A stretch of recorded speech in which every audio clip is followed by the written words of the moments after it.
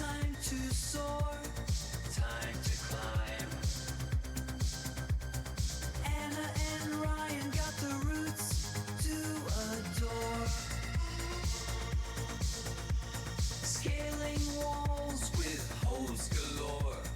Cheeky banter, laughs and more. I hope this is good enough internet. Well, it wouldn't be a Crag Chat if it wasn't absolutely garbage internet. Yay! Where are you? No, I was like, I'm in Colombia. That's ridiculous. That looks like AI. Why is it so beautiful there? I know, and that's the view from the room too. It's insane. It's so gorgeous every single day. It's like warm and nice, but then like it cools off and there's wind when you want to climb. It's, it's like paradise. Wait, so there's rock climbing in Colombia? Yeah, there's a lot actually. Yeah, I'm at La Mojara, which is just one of the areas, but it's so pretty. Oh my gosh. Like, look at this. It's like, it's truly, it looks fake, like when you have like the Google Meet and the people put in the fake backgrounds, it looks like you're like trolling me right now. I know. And I'm at this cute refugio. It's called Refugio La Roca. And it's like, I just posted a reel about it because I was like, there's no way that this is real life. Let me see if I can just show you really quick. Okay, maybe the internet won't load exactly. I'm far from the modem, but... No, don't try to do anything because then our whole thing will crash. Yeah, no, here. Just the video of... Okay, let's see. It's just where I'm living, where Connor and I are living. Can you see that? What? Yeah. I just had the drone like fly backwards so you could like see where we're living. That's amazing. Oh my gosh. You're on a cliff. Can you just like drop a rope out the patio window there and just go climbing? Yeah. I just go climbing. You're already winning 2026. Yeah. It's been 700 years since we've had a Crag Chat. Oh my gosh, I know. I kind of fell off the face of the planet, I feel like. Yeah, did you go into was it like just a little injury hibernation period that you were in? Pretty much. I pretty much like got injured and then decided not to be posting as much, which I feel like checks out. Yeah, I got sad, but now I'm working on it. It's getting better. I feel like I'm not fully healed, but we're on the road. Well, the last time I saw you, we did see each other briefly in Squamish when I was there for the Arc'teryx Academy, and we kind of just met up one of those evenings. So you were in Squamish for a while. Yeah, I was there injured though, but yeah.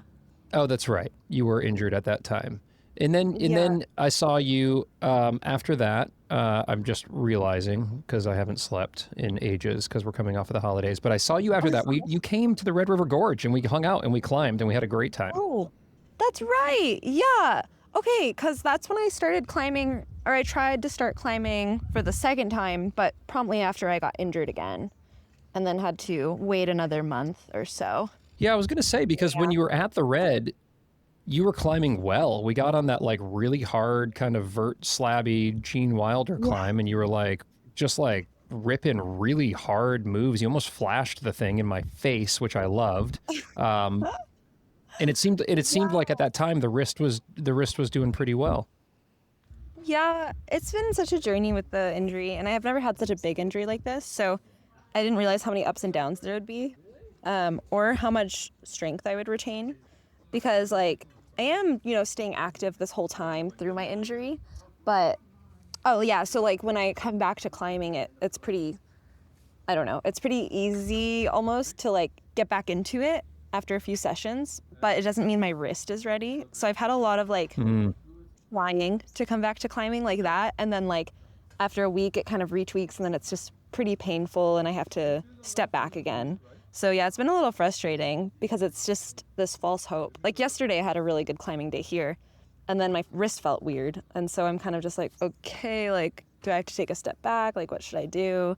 It's just this constant back and forth. And I'm not climbing badly, but I'm not climbing pain-free all the time, It sounds challenging because it's been a bit of a, as you said, like up and down journey. There's like this progress and it feels like great and I'm back. And then, it's either a re-injury or it just, some days are better than others. For those who aren't like fully aware, and I'm not even sure I'm fully aware, did this injury to your wrist happen while you were in Madagascar doing the big objective there, or was this after that?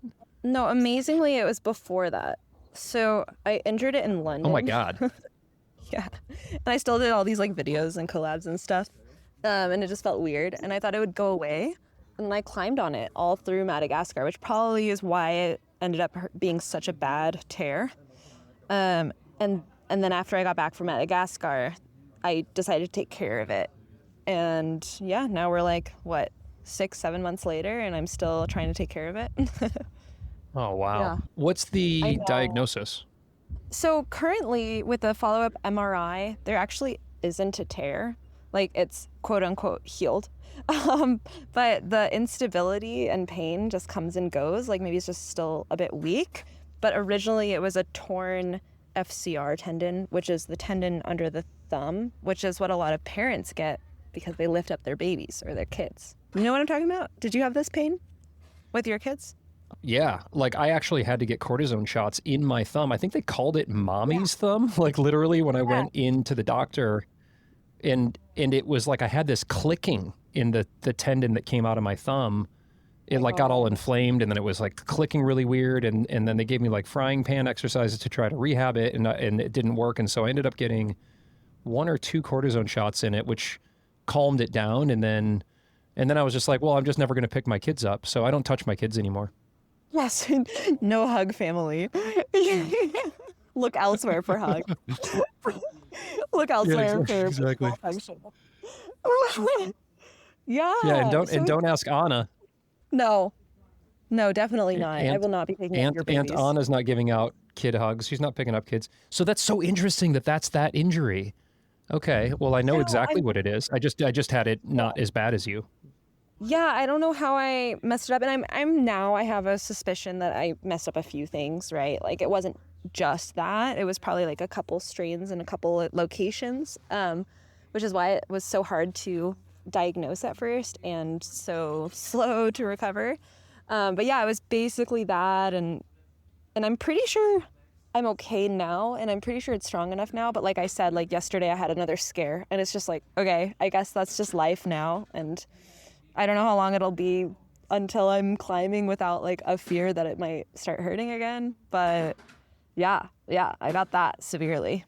Yeah, well, I appreciate you just being willing to talk about it a little bit. And by the way, like if you're just done talking about it, we can just move on and talk about other things. But I think there is something very interesting for climbers, whether they're professional climbers like yourself or weekend warriors like myself, where when an injury happens, and especially if there's uncertainty about the recovery window, it can be pretty freaking scary and depressing and like unsettling, because like a lot of our, even if we're again not professionals, like a lot of our identity, how we identify ourselves is as a climber.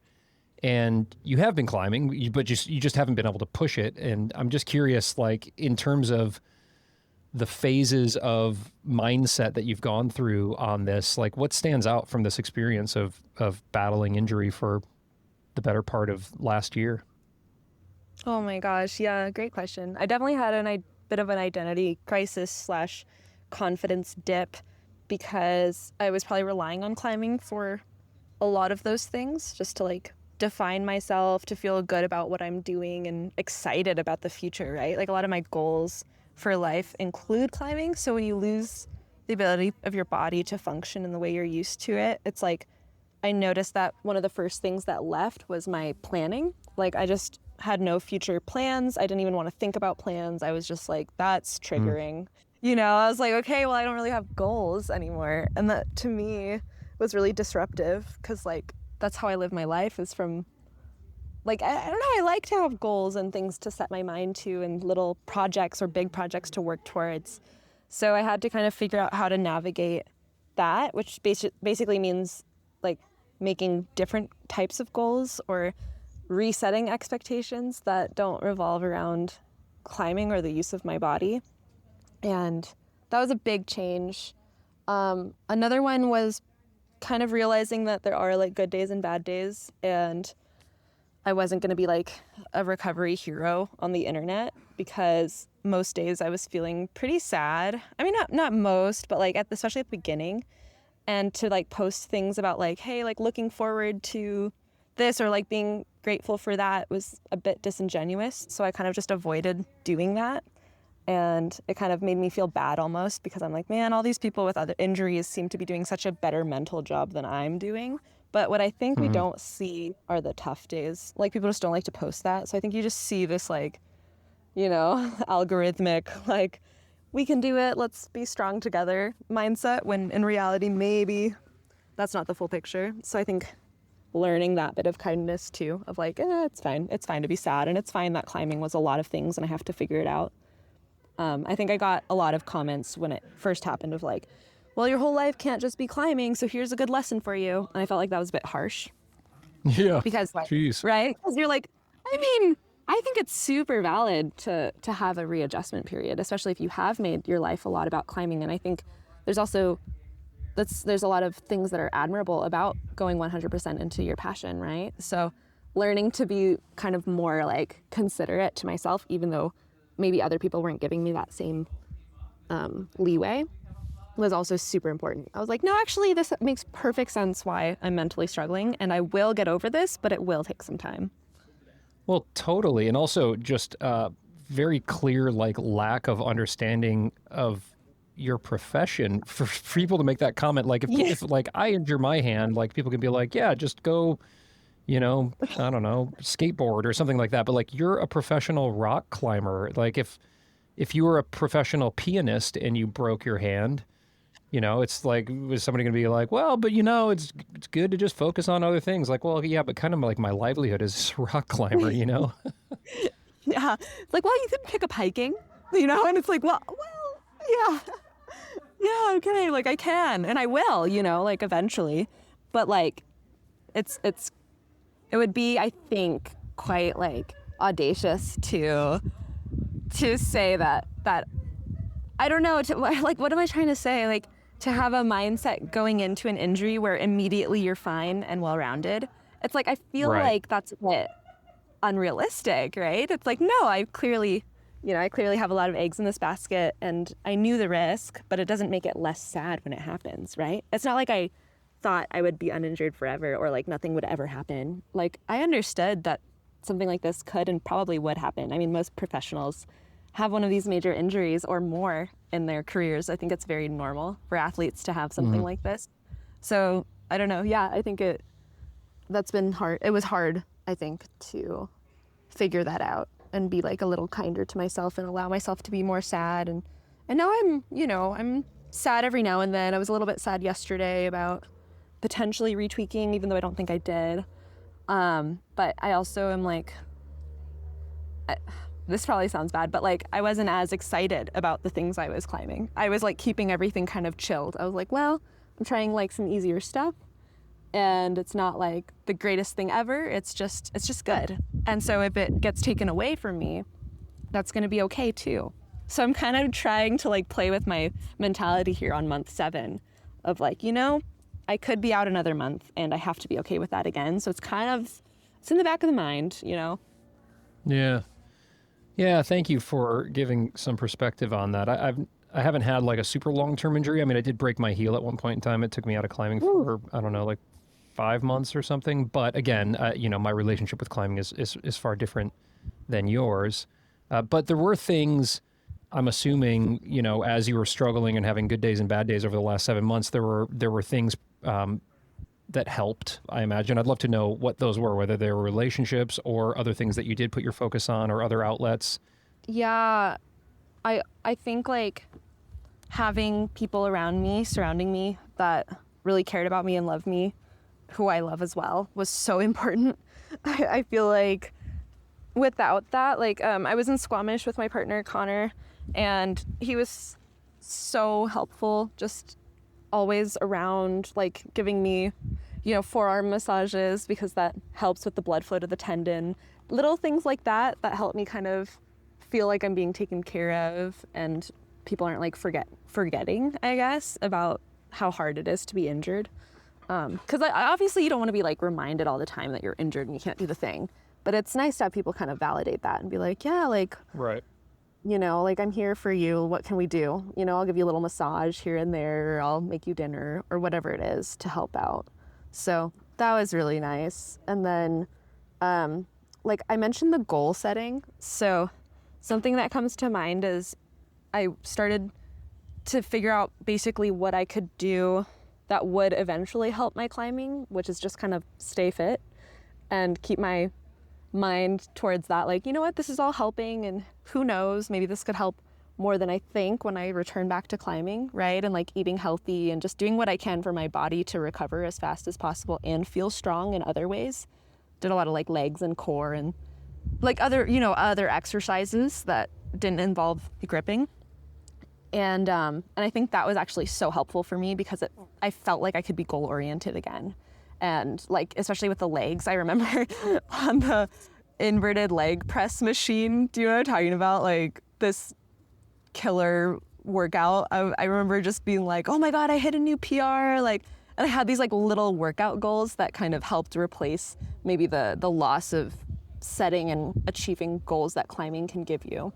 Yeah, definitely, because you're an athlete, and so I'm sure you want to continue to be challenged physically in a number of ways, and if you can't be like ripping hard things as a climber, finding other ways to do it. Were you also like, because which is it, your right wrist? It's my left. Your left. So then Yeah. did you continue to train? I'm always curious about this, like when one hand or finger or whatever goes down, do you keep training the other one, or are you like, no, because then I don't want that one to be like crazy strong compared to the other one? No, yeah, I totally did, especially because my left hand was always stronger than my right hand. So I figured it was Oh. a good opportunity to even them out. So I for sure kept training the right hand. And I found really creative ways to train my arms without my wrist or without being able to grab, like with my thumb. So I would like strap weights around my arms and do like arm circles and stuff like that. And yeah, I found ways. And I for sure trained the right hand. And it did catch up a bit. It was kind of cool. Like now they're pretty even. So, and they had been like over 10-pound difference before. So I caught my right Oh, arm wow. up over 10 pounds, which was nice on the 20s, which I don't know if that's fast or slow or whatever, but I was pleased with it, you know? You didn't lose much strength in your left. Was I understanding that right? Like when you got Yeah. back to climbing, your wrist hadn't caught up to your strength, which is kind of mind blowing. I just would have thought that Yeah. like strength would have gone off a cliff. No, yeah, it's so interesting. There's like a few things I've really learned actually, Ryan, that like reminds me. It's like pretty profound in my head, but it's probably not profound for anyone else. But first is that like, yeah, like training your body just generally helps it not, like it helps it remember how to try hard. So when you get back on the rock, like you really don't lose as much as you think you're going to lose, especially if you're like generally staying fit, right? Like your body is just remembering how to try hard, maybe in different ways, and maybe it feels a bit off at first, but it really doesn't lose so much, which I know everyone told me, but it's hard to believe until you see it. But the other thing is that everyone told me, like, you'll come back after this injury stronger than before. Like, you'll just, like, that's just how injuries go. But I didn't realize that's the way injuries go because of how darn hard you work while you're injured to make everything else strong and to, like, help your weaknesses. You know, I thought like Right. everyone's just saying this without context. And I'm like, what do you mean you get stronger? Like, I feel like there's no way, especially if you're sitting around not doing your sport. But I think what people mean is that you try really hard when you're uninjured to find whatever you can do to like get strong. And for me, it was my legs and core, you know, that I really worked on, which had actually been lacking. So I can feel it. Like when I go back to climbing, I'm definitely, on the days I can climb, I'm right back to where I was, but I just can't do it so often yet. You know, like those off days, I'm like, oh yeah, I'm actually climbing quite well, amazingly, like without any real understanding of why, I guess. Like logically, I don't think it should be like that, but that's how it is. Yeah, that's really cool and not what I would have expected. That's just like super cool to hear and also kind of encouraging for anybody who's listening who's either dealing with injury, or to your point, if we're climbing and we're trying hard enough in our training and our climbing, like it's very rare to not ever get injured. So, for everybody who's listening to this, at some point in time, we might be dealing with an injury. And that's really, really interesting and encouraging to hear that part of your experience. Of course, there's still a lot of time where it's, 2 steps forward, 1 step back, and all of that. Yeah. And we really have to just listen to the body and honor the injury for what it needs. But how fascinating and surprising that you've been able to just kind of get right back into it, and understandable that like the volume isn't there, but that'll come. Yeah, that's probably the last thing that'll come. But it is, yeah, and I mean, I guess I don't want to like totally negate that I did, like, this is about a month in of being able to climb maybe one every 4 days or so. Like, I'm starting to get back into it now. I'm more like once every other day, maybe once every 3 days, something like this. Like, I'm getting more volume, and I have been putting in the effort. And at the very beginning, it kind of sucked, but like the way that, like, I don't know, just the way I'm climbing, it does feel pretty darn close to how I would have been climbing, just totally healthy climbing with large volume. So yeah, it's super, it's cool. I mean, it's also kind of hard, right? Because like, I feel like I get this like taste of what it used to be like, but then I just like can't keep it up. I have to take so many days off, or people are just like not really understanding that I'm injured because I'm climbing well, but I'm like, no, I'm still kind of in this like mental battle, but it's hard to see it. It's a bit more invisible, which obviously isn't really maybe a problem, but for me, It's a little hard to, I don't know if that makes sense, but I'm like, no, you guys, like, I'm still really struggling, but they're like, but you're climbing well. And it's, yeah. Yeah. It's like the invisible injury after the visible injury. Well, I just love hearing that you're, at least in this phase where you're at right now, it seems like you've certainly kind of come through the darkest days. You're on the other side. I mean, you're in Colombia. The sun is shining. It's gorgeous there. Oh my God. And yes. And why are you there? I mean, aside from it obviously just being like what looks to be like a really gorgeous place, is there an objective? There used to be, but because the injury was taking so long, there's no more objective. It's just a smaller objective, I guess, of trying to build my volume and return however I can in the next 2 months here. Just like try to get back and see what I can do. Like, it's just a bit of a low stakes trip for me. It's like, okay, let's see if I can climb hard again and see if I can do it more than just once a week and, get back in the flow of things. And that's my objective. And I'm supporting Connor on his objectives, which are a bit more solid. But at the same time, I think he also just wants to climb around and have fun and just enjoy the new rock. So it's pretty low pressure trip for both of us, actually. And I think we've already established that Connor is your guy. Yes. Yes, we're here together in like the cutest, most romantic place. And we're just climbing and having fun, which is so nice. It's been so not that way for all these months. Did you and Connor knew each other before you went down on the Mexico trip, right? Yeah, because we went to, we had met in Smith a while ago, which was cute. And then we met in Colorado to climb at the monastery. There's some cool, like, rab photos of that are really nice, by George Matthews. And that was a really fun trip. And we just both, like, we had like a little Sen train on Third Millennium, and we were like, oh, that works pretty well. Okay, let's go to Mexico. And then we went to Mexico, and it wasn't until like maybe a month into that trip where we started dating.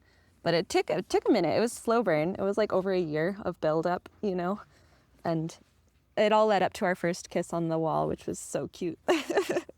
Just like dangling in space. I love it. You had some great trips last year. I mean, that Mexico trip was really amazing. Madagascar, like you, although injury has kind of been the thing that we've talked about, like you just like absolutely crushed it and really pushed yourself as a climber last year. Thanks. Yeah. I was a bit like bummed that I wasn't able to really put anything down last year, and then I got injured, right? But like when you kind of zoom out and take it for what it is, like I have been wanting to push myself more and, you know, find my limits. And I guess I did with the injury, but it was good. It was a really good year to have, because a lot of my other years have been kind of choosing maybe a project that's more under my limit and then just doing it, rather than really pushing myself to do something that is very unknown and scary, because it's so much harder than what I think I can do. And that's what I ended up doing last year, which is, I think, really important as a climber to have that amount of failure. And with the injury stacked on that, like, wow, I feel like that year, 2025, I learned a whole lot of how I want to like move forward, and it taught me so much. Yeah, it's a lot of curveballs got thrown your way, and I do feel like this is one of those, like, with a bit of distance, with a little bit of perspective, it is going to be such a character building experience, and you'll probably look back fondly on it. But I also know that, like, when you're in it, you're just kind of like, God, when's this going to wrap up? Yeah, because like Mexico was obviously amazing, wonderful trip, but I didn't send it. You know, I sent all the pitches individually, but I didn't send the climb and a push, right? And then in Madagascar, same. Like, I didn't send pitch 3 during the push, and I top roped most of it. And yeah, like on paper, like I don't really have anything I could point to say I sent in 2025. Which is Well, like, that's not true. I'll push back on that, because, like, taking Mexico, for example, you did your hardest sport route grade, if we're just talking about grades as like a measure of accomplishment, which is already a slippery slope. But if you're just talking about grade, like, didn't you do your hardest sport route grade on one of those pitches on that route? Yeah, absolutely. Yeah, I did. Yeah. Yeah. That was that's very cool. That's fucking nuts. Yeah. Like, we don't often push our top level thing higher. Like, it's very hard, especially at your level. It's very hard to continue to have any sort of linear progress. If we did, everybody would be climbing, you know, 517 or whatever, you know, because everybody would just like improve a grade a year forever. But for you to do that, like, on a big wall with that like crazy sequence, those dynamic moves, and like, you know, boulder climbs, like a V10 moonboard problem in the middle of this big wall. I mean, it was awesome. It was super impressive. Thanks. Yeah, definitely like a lot of little victories within those like bigger, like on paper, I guess, like, not, I don't want to say failures, that sounds really harsh, but you know what I mean? Like the big paper picture is like, okay, you didn't send it and in its entirety, but also, yeah, zooming in, it's like, okay, yeah, cool, I did that hard climb. And then in Madagascar, I think I actually, even though a lot of it was on top rope and I didn't send a pitch, I really think I performed better than I could have ever imagined. So there are like definite victories that I've learned to take from it, but, you know, still a bit of a learning thing for me. All right, y'all, I just want to take a quick second to talk about this partnership that I've got going with Kilter. It has blown my mind, you guys, how fast I've gotten stronger and more powerful, not just on boulders, but also as a route climber, by training on my Kilter in my basement just a couple times a week for like an hour each time. So we're talking like a couple hours a week, and I'm now sending projects outside that are harder and doing them faster than I ever imagined I could. And I'm not just talking about like bouldery projects, but also long, like endurance projects. I'm just much stronger and more confident as a climber now, having spent these sessions on my Kilter full ride. And I put it in my basement where I have pretty low ceilings. I did a creative build where I hinge it from the top. I did a whole video on that. And the team at Kilter is incredibly helpful. So I know it's a big ticket purchase. Obviously, not everybody listening to this right now can have a Kilter board. But if you have the means, I could not recommend this board enough. I've got the 10x10. It's got nearly 400 holds on it. It's got like 15,000 climbs in the database. The community is incredible.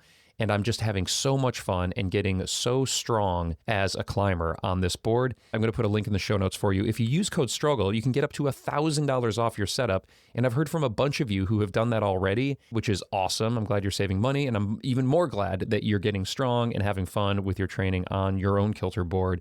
If you've got any questions at all, you can hit me up. You can hit up Kyle over at Kilter. I'm going to put all that information in there. I'm telling you, this Kilter full ride is a board unlike anything else you will ever climb on. It is that good.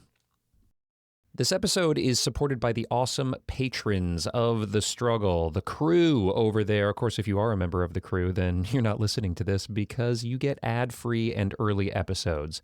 But if you are listening to this right now, can I give you just like a 30-second pitch on why I think you will get a lot of value in your life and your climbing by joining the Struggle Patreon? Okay, let's start the clock right now. Well, there's over 140 hours of bonus content, pro clinics, videos, coach chats, my training blogs, all of that is over there and immediately available if you join as a Patreon member. And then beyond all of that incredible bonus content that I think will help you to level up your training and your climbing, but also there's a community, a real community, over 1,000 climbers and counting who are psyched, who are in the group chat, the cohorts. We've got a lot of things happening in the Struggle community that just brings us all together. You know, most of us are just like amateur weekend warriors trying to get after it. And there's a ton of resources in the library that are helping us to accomplish that, but also just a ton of support and motivation. I'm really active in there, so it's just a great way to connect with climbers like you. Okay, thank you for hearing my pitch. You can get a free 7-day trial by going over to patreon.com/The Struggle Climbing Show. Check out those bonus episodes and those pro clinics completely for free for a week. No obligation. You can quit anytime, but I think you'll stick around because it really is a great community. All right, that's my time. I love you. Let's get back to the show. Okay, so now can we talk about Connor a little bit more? Yeah, we can talk about Connor. Is he around? Oh, he is. Let me text him. Bring him on. Bring him in. I put him on the hot seat. Bring him in. Well, he'll be so psyched. Okay. Connor. What's up? Oh, you're there. You should come over here now. Okay, he's coming. I was going to text him, but then I just decided to yell. Should we try the cams for a second? If nothing else, so I can say hi. Okay. Wow. It's a bit Hot. hot, but I'm in this little tree shade. What's up? What's up, dude? How are you? Good, how are you? It's good to see you. Nice to see ya. Can you see me through all this sun? Oh, there we go. Like that. No, it's terrible. Are you guys just like sweating it out right now for good internet? Yeah, I'm very warm. Although maybe I think those people left in the Oh room. yeah, let's go to the ping pong Let's go to the room. ping pong room. I think they left. Yeah. Let's take over the ping pong room. Such a chaotic movie. We've been to 3 different locations, Oh god. but that's okay. How'd you guys get on? Good. We talked about injury and learning. Whoa. Do Whoa. you see that? Big lizard. That was really pretty lizard. Eat it. Oh my gosh. That's so much That's so much more enjoyable. Okay. Where do you want to be? In the hammock? There's a hammock? Yeah. better. Yeah. Definitely the hammock. Yeah. This Yeah, is, this is for sure. It's less chaotic than outside, right? it's also like 1,000% totes adorbs. Oh. Yeah. You get to move the hammock. Whoa. I'm getting seasick now. Okay, so just to paint a picture for the listener, Oh, sorry about that. because it's a podcast. So Anna and Connor are now sharing a hammock in the ping pong room Yeah. That's it. in Colombia, which apparently has rock climbing. Connor, are you rock climbing out there? Oh yeah, lots of rock climbing. There's a lot of like sandstone here. Quite I was- steep. I don't know if you talked about it yet, but Not too No, much, that's what I'm actually. wondering. Like, what's the? I mean, you just said steep sandstone. You're speaking my language. that's what I was thinking. You might like it. It's a lot like I've never been to Kentucky, but it looks similar. Well, with all your bouldering training too, it would Yeah. really serve well here because it's a lot of like boulder rest. So like, it would be really nice to be good at bouldering because you need a little more punch for these routes, I would say. God, For it sounds awesome there.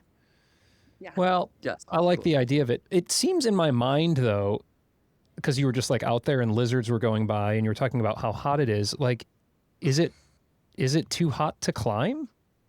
Man, it's so cool. It's like, yeah, here where we are, it's like a lot of sun, like on this side of the canyon. But right around like 12 o'clock, the sun goes behind the canyon and this huge gust of wind comes to the whole climbing area. And the whole thing just gets like air conditioned. And it's perfect. It actually gets really good. Like cold even. Like, Yeah. We're like no, wearing like sweaters I'm in sometimes. a puffy. Yeah. Like, well, a very light puffy. Yeah. It's a very light puffy, and I still have shorts on. It's like the shorts puffy belay, and then you take off the puffy to But like climb. not as that's- hot as you'd think. It's not like, yeah. Not like Thailand. Way No. better than Thailand. It feels like Thailand in the sun. No offense, and Thailand. then yeah, but it's dry. It dries up. It's super dry, yeah, and the rock isn't very sharp, and it's just nice and steep and shorter roots. It's quite good. Right on. Quite fun. What's the scene like? Like, is it do people know about this? This is the first time hearing about this. Like, are there other people wow. there climbing? Yeah, totally. There's a lot of like Euros here. I'd say I think the Euros for the most part, and then like quite a few local Colombians or people from Peru Bogota. and Ecuador, like the Ecuadorian kid. Oh yeah, that's right. Yeah. Yeah, it's cool. I Right feel on. like I hadn't heard of it before Connor wanted to go either. But I think it's more popular maybe for like Canadians knew about it, right? Like Yeah, you a little guys bit. knew a little bit about it. Yeah. I don't know. None of my friends from the States knew about it. Yeah. Which is cool. I didn't know much about it either. Well, Did Anna tell you about Macaguato? no. didn't. Oh, What's that? Yeah, so Macaguato. Yeah, so we're on this big mesa, like this big table, and so it's like the high elevation, like we're almost at 2,000 meters, which is another thing why it's like a lot colder. But the sun's like the UVs are a bit sharper. So hot. But anyways, there's this place the called sun. yeah yeah You tan so quick. or Yeah. burn. Or burn. Yeah, whichever one. Right. There's this place called Macaguato, and it's this big multi-pitch canyon that's like it's like a 30-minute bus from here, and you have to like rappel down into it, and it's like everything's like 5 or 6 pitches, like kind of 300-meter routes, and it's just like is in the second biggest canyon in the world, second to the Grand To Canyon. the Grand Canyon. What? It's so epic. Yeah. Yeah. And there's a gondola. And a water park? Yeah, there's a water park. It's crazy. This is like mind blowing, you guys. It sounds amazing out there. It's really cool. Yeah, we're loving it. Lots of fruit, lots of mangoes, tons of bugs. Yeah, I'm like itching a bug bite. So you think a lot of eggs. You had me until the Yeah. bugs. So I want to hear a little bit more about this trip, but first I want to introduce the struggle listeners to Connor, because Connor, first time guest. Welcome to the show, Connor. And Thank you very much. I think we should embarrass Connor for a little bit, because Connor's a bit of a low-key crusher. Anna, can you brag about? hate this. He's Canadian, so you know he's like not going to be able to talk about himself. So Anna, can you talk about Connor? Yeah, I could talk about Connor. Oh, look, he's leaving the hammock. So this boy right here. No, he's very strong. Even just watching him here climb, he's already put down like, I don't even know how to start, babe. You climb so well. He has established a new 14D in Canada this last summer when we were there, called Banana Man, which I'm so proud of you for. And that's not his first 9A either. And I saw, by the way, I saw like a little clip of that I think Connor you posted, and it looked fucking insane, dude. Like That's crazy. that crux move that's like reachy and like was like a weird like Gaston or something. I was like, how does one even put their body in that position? Has that been repeated yet? I bet that thing's hard. Look, let me say something, and Connor will. No, Connor will get so mad at me after this interview, but it's a variation of a climb that's already considered like quite difficult, 13D, right? But people like say like it's so tough, and I think a lot of it has to do with like it has this huge move. Yeah, it's very right? reachy. It's very reachy. And then on top of that, just like how Connor is able to climb it, I don't think he gives himself enough credit. Like I think it's probably harder, or Connor is giving it. I don't know. Who knows? Grading's so hard. Grading's so hard. Yeah. But let's just say I don't think this will be repeated for a while. Someone really, really strong has to commit to this climb. Yeah, we'll see what happens. There's Like- a lot of strong people in Squamish. I'm sure someone will work it out, but it's maybe not the most fun climb. So I think that'll slow some people down. It's just, it's so specific. Like you beat your head against it for like so many months Yeah. because like even though physically you could do it, it's just like if you got like one wrong micro movement, you're just off. You're spit off because it's so technical. It's very Squamish style, I'd say. Like Yeah. so there's some walls around Squamish called like pet wall. I don't know if you're familiar with this, but it's just like perfectly vertical, like very, very technical. Every crystal matters, and like it's similar to that style, but a bit more intense, I'd say. And since your other 9A was also in Squamish, so it's like this is like you have everything to make this as ready to like do that, to put that climb up. Like you have like Yeah. a lot of that Some understanding of the experience rock. with the granite yeah. for sure. I think also it's just like when you grade anything, it's hard to grade, and Yeah. It's just my experience, and maybe I had bad beta or whatever I was doing, but These things whatever you it don't was. know until someone else Yeah. gets on. Is like, I found this other hold, and you're like, Which it makes sense. So it's just but it's pretty blank. I don't see Yeah. another. Yeah, I don't see it's- another hole manifesting. Like it's just a blank wall. This Now is you a guys got me very sweating. it's a very Canadian thing that you're doing right now. It's probably like 15B or something. We'll have to get like somebody else out there to get on it. But I'll tell you, Probably man, 14. my first 14B. That's where you said, yeah. my first trip to Squamish was when I was out there, when you guys were out there, and I find that rock so hard to move on. It's so technical, and I am so not technical coming from like overhung sandstone world, and so it's just incredibly impressive to see people like yourself or Sonny Trotter, who was out there and I spent some time with, and of course you know Sonny well. Just like real masters of that like granite movement is just, it blows my mind. And my hat's off to you on that. Oh, thanks a lot. Yeah, a lot of it's like experience, like with the bouldering. It's, a lot of like subtle things where you put your hips and like sort of like force generation. And often it comes down to a lot of like just like crimping and having like individually strong fingers because of the crystals are often like quite offset. So you're kind of like, you're not typically on like a flat hold. Oh yeah, that's interesting. Yeah, it's cool. It's a great style. It's quite a bit different than a lot of other places. Way different than here. Holy shit. Oh yeah, so different. Yeah. Yeah. Okay, but another Connor is very good at. Well, last thing, like you like the adventures too, like the multi pitches, and he just also put up an FA with with Nathan, Bluebell Yeah, Bluebell Direct. Bluebell Direct. Where's that? 13D. 13D. Yeah. Oh, that's right. What is the undirect? So it's we did a variation to this climb called Bluebell that Nathan Hadley put up on Mount Index in Washington, Oh, cool. and this was really cool. Yeah, there's like a 13D variation, like this beautiful, big, pumpy sport pitch, and I think it's like some sort of granite out there too. Yeah, it looks it. Something like that. Yeah. So yeah, it's really beautiful. It's a really great experience, and felt lucky to be on the team with Nathan, and I got drafted. Yeah. Pretty stoked. Yeah. Rope That's gun. cool. That I was wanted cool. to just mention it. Like Connor likes the big wall multi pitch stuff. Yeah, it's a cool. lot. So it's like to just say he does single pitch sport wouldn't be the full picture. He does these adventures and yeah. So Mixed Right bag. on. I'm a mixed bag. Yeah. Well, I mean, why not? If you can do it all, do it all. Yeah, dude, congratulations. That's well, it. one of the things I've been trying to get Anna to do more of is really steep overhung climbing. And so she came out to the Red, as you know, and we went out and we got on like a really fun kind of, it was like a 510 or 511, classic Red River Gorge route. And I was like, great, let's go do some more. And then she finds the one vert route in all of fucking Red River Gorge and is like, let's get on this. And I don't know if she told you this, but like, I fully epicked on it. I was like, send up the stick clip. And like, I couldn't, it was embarrassing, dude. It was like really embarrassing. And then, he doesn't drive so well. no, There's a it's- dyno. I did the dyno. I like stick clipped my way up 9 bolts and then did one move. And then, Yeah. That's it. and then At least you got one done though, huh? I got That's the one. good. I got the one.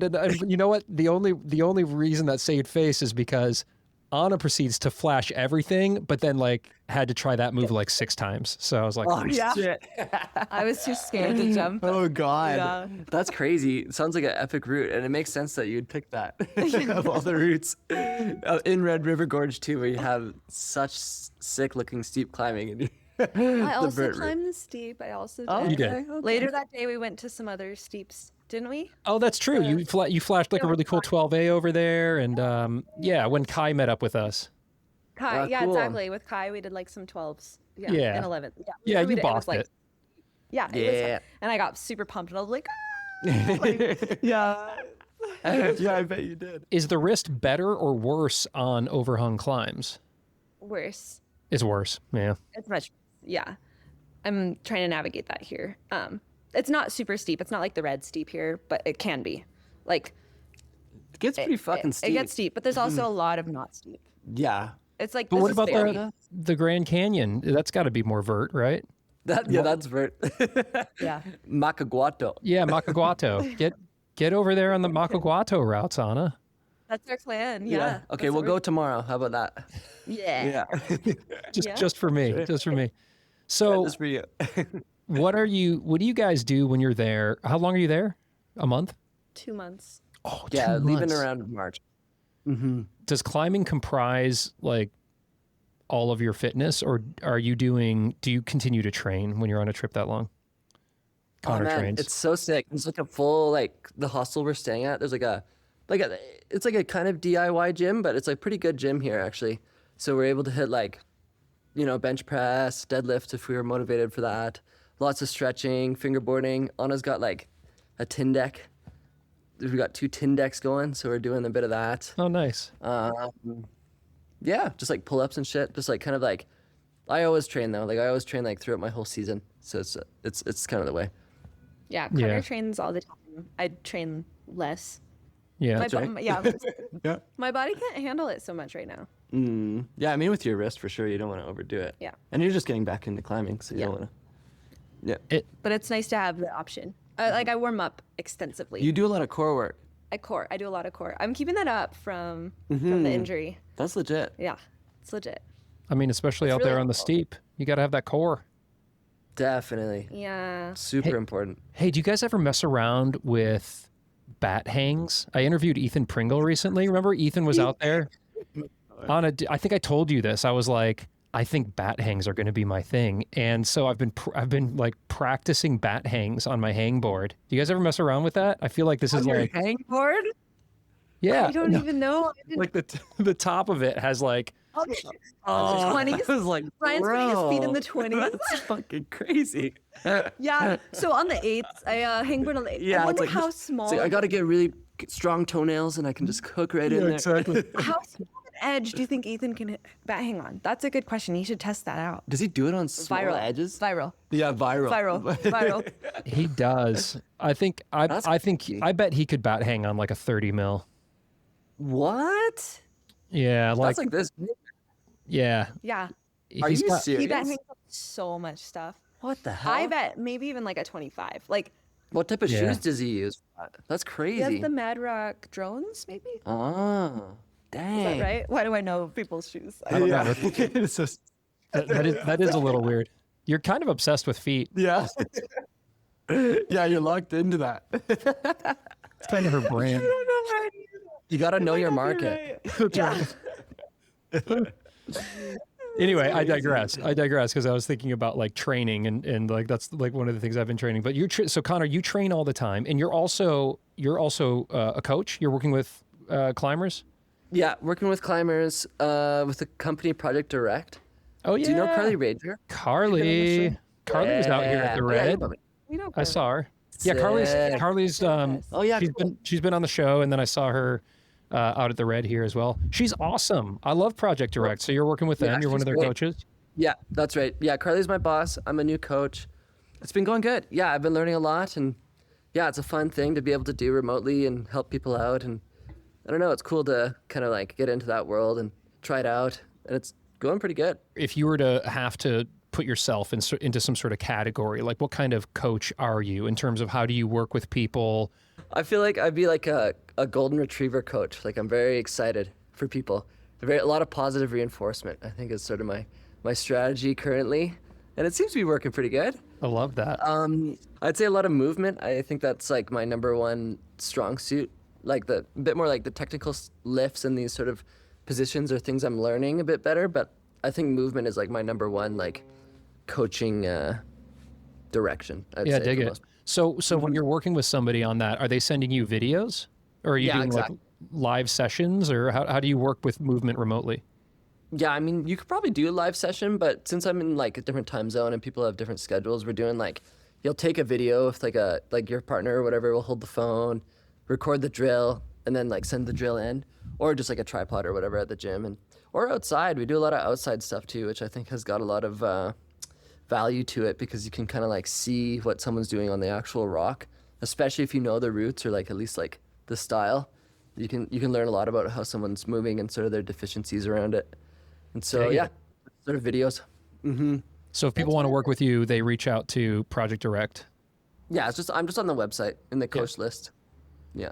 Anna, did you take Connor's photo for the website? No. What's the photo? I don't know. I haven't seen it. I was just like envisioning some sort of photo shoot with like a hair dryer blowing, Yeah. I got Yeah. some. I think there might be a photo of me in a tank top, and that's pretty. Yeah. Woo. We're flexing a bit. Yeah, just like biceps out. It's about as scandalous as it gets. So, so Anna, how are you working right now? Do you work with a coach, or how are you structuring your rehab and all that? Oh, I have a PT that I work closely with, Nina Tappan in Squamish. I mean, less so now. I'm not in Squamish, but it's really nice because I can just message her and have like virtual meetings and text updates to tell her how my wrist is doing and get some advice first, like immediate advice, which is so nice.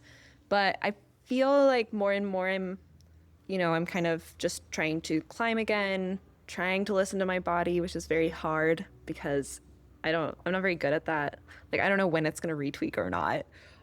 But yeah, that's kind of my routine and then just obviously Connor's help, just running ideas past him. Cause like Connor's a coach obviously, but also just a climber, and he's here climbing the same rock as I am, doing the same routes. Maybe they're his warm-ups, but he's still doing them. So he knows. And I'm like, okay, like, am I going to hate that? Like, how is that on the wrist? I literally ask him that. I'm like, am I going to hate this? Okay, no, just clean it. Like, because it's just not worth it, So it's kind of my technique. But Yeah, because you'll say there's like a random like a meat hook or something that's gonna piss your wrist off, and try to avoid that type of thing. Or like a stem, I think would be a stem is more bad. common one. Or mantles. Just unavoidable like wrist Yeah. press. Oh, so anything where the wrist is being kind of pushed back like this. Yeah, like hyperextended. Got it. But then, Yeah, it's like this. Yeah. but when you're But it climbing steep, handle a usually lot it's of it. not, right? I would think slab, when you're having to take something and lock it off and push it down low, would like That's hard. aggravate it. Literally. That's really Okay. hard because That's it's a like sharp angle on the extends. wrist. Yeah, and so even like full crimping is like a lot of extensors. Like I've noticed my full crimp power has really died down.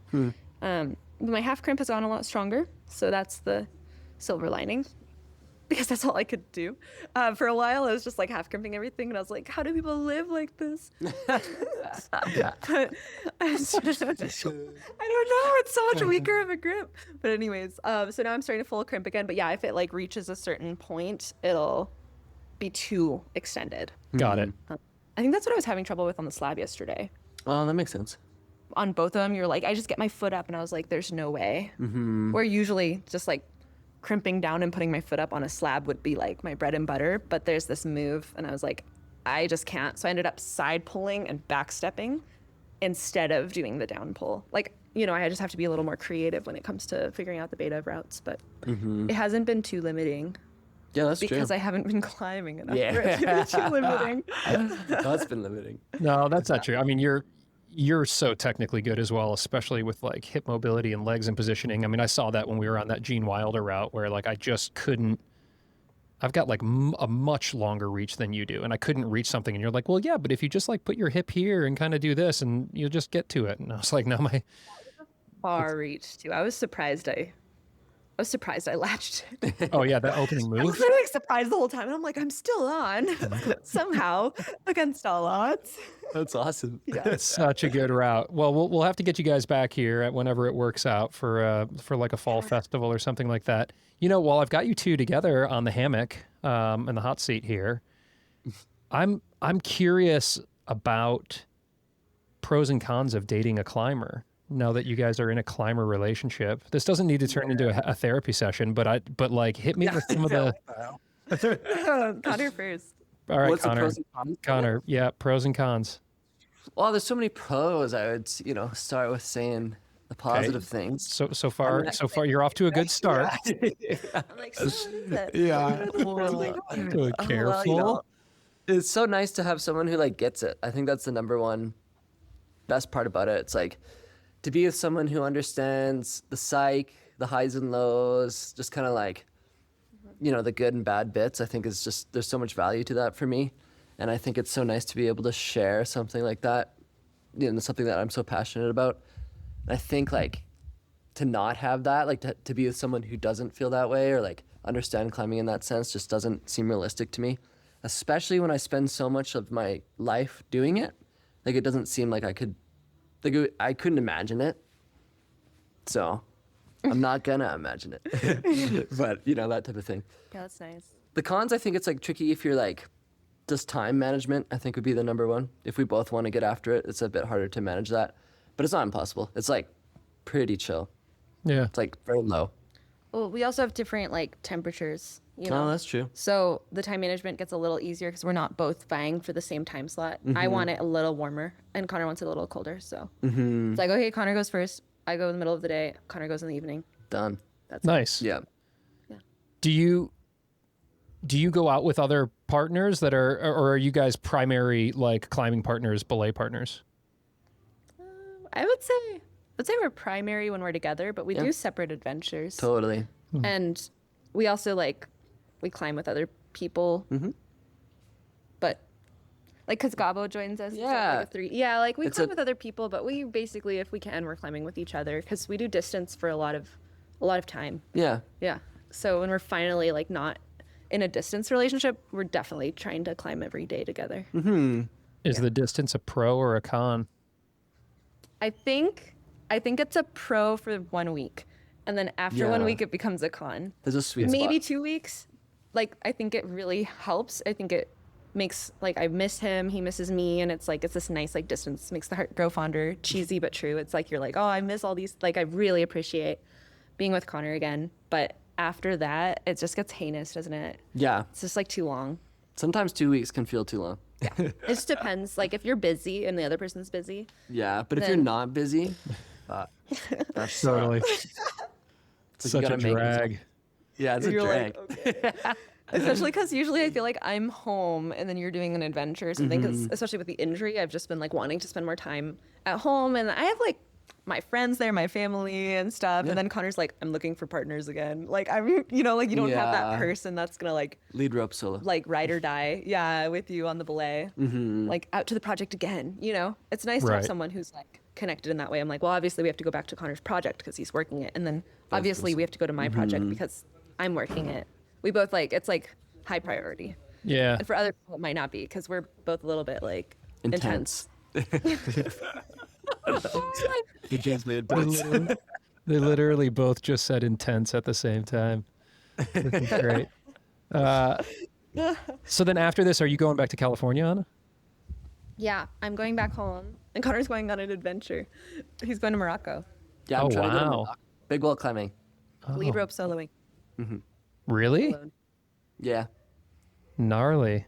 Like It's that. gonna be so cool. There's camels, I think. Sand. Should be Yeah. cool. Desert. It's funny because after a trip like this, I'm usually craving like comfort. And then for Connor, I feel like he's This is like a "Nah, resort." This is comfort for Yeah, him. this is And crazy. he's like craving like a crazy adventure where he doesn't get much sleep and there's danger and all this stuff. And I'm always like, okay, I was away. Now I need to, be Chill out. safe and Yeah. be chill and see my parents and my friends all at home. Like, yeah. Right? We have Yeah, different oh yeah, we have definitely. different measures of Yeah. that. So. I like you. Thanks, He man. gets Ryan approval. Um, Is this the first time you're meeting him? Yeah. yeah. Oh. Yeah. I think we had intended to cross paths in Squamish, but then I thought maybe, but I saw forget. Sonny. I saw Sonny Nice. and his family for a bit. Aw, But, they're so sweet. They are. They're oh so my God. awesome. Talk about goals. Love those guys. Yeah. They're so great. They're so cool. Yes. Hmm. Yeah. Big role model. They're lovely. I would love to get to know them more. Mm-hmm. I don't know them as well as Connor. We're trying to move into their basement. We're trying to move into their basement. So if you're hearing Spread this, the word. spread the word. Yeah. Tell them to let us Come move on, in. Sonny, You want us in the please. basement. Let's You do. go. It'll be Hey, good. Sonny, like I heard Anna and Connor are moving into your basement. Rumor has it. that- Yeah. Yeah. Ideally. That's the hope. By the way, like is the best because like Lydia, like doesn't she like cook wonderful food and they're all healthy and you They're just like, be yeah, like they're locked. you just be like two more of their kids. They'll just put you That's right. make you a little sack lunch and put it in your backyard. Yeah. We got probably like 15 years on their kids, but yeah, sure. That's the sweet spot to be in though. You want that. You want that spot. That's so cool, you guys. Well, I love catching up on it. It's good to see you. It's been ages and ages, and It's been too long. We'll do Hopefully it we can. again. Yeah, let's do it. Let's do it sooner. Connor, good luck in Morocco, dude. That sounds awesome. Thanks, brother. Excited. And Anna, maybe when you're back in, where are you going from California? Do you have other trips on the books this year? Oh, we have a plan. Yeah, you got plans. Okay. We're gonna reunite and we're gonna do some fun climbing around the states until we move into Sunny's house. That's right. Right. Some states traveling. We'll see where we end up, but I think California, Colorado vibes. Yeah, I think so. Yeah, nothing's solid until we're there. I like those vibes. I might have those vibes. It'd be fun to see you. And yeah, great to catch up. All right, I'll let you guys go, but enjoy the time in Colombia. Okay, we will. Thanks for chatting. Yeah, great to chat. See you guys. Again. Bye. Bye. Time to soar, time to climb. Anna and Ryan got the roots to adore. Scaling walls with hose galore. Cheeky banter, laughs and more. So don't be scared of the height you're in.